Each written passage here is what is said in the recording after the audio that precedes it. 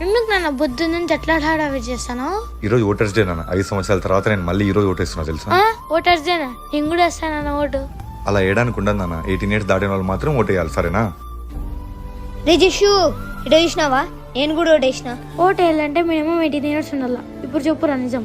నాన్న ఎందుకు నాన్న అందరూ వేలికి ఇంకు రాసుకొని స్టేటస్లు పెడుతున్నారు? అదా మనం ఓటేసినట్లు గుర్తు నాన్న. మరి నీ చేతికి లేదు కదా నాన్న. అంతే కదా, ఒక్క నిమిషం ఆగు.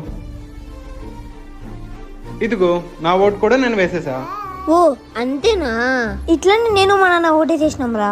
అంటే ఇప్పుడు మీ నాన్న ఓటేలేదా? మా నాన్న చాలా బిజీ అంకుల్, ఓటేసేంత టైం లేదు. రే, ఓటు ఎంత గొప్పదో నీకు తెలుసా? ఒక ఓటు గవర్నమెంట్ డిసైడ్ చేస్తుందిరా. మీ నాన్న పని ఉండి ఓటు వేయలేని అంటున్నాడు కదా. మా ఫ్రెండ్ ఫారెన్ నుంచి చేస్తున్నాడు రా జస్ట్ ఓటు వేయడానికి, తెలుసా? రే, ఒకటి చెప్తా గుర్తుపెట్టుకో, ఓటు మన హక్కు. ఇదే వెళ్ళి మీ నాన్నకు చెప్పు, సరేనా? ఇంటికి వెళ్ళి మీ నాన్నకి ఏం చెప్తావు? ఓటు మన హక్కు. Please cost your vote.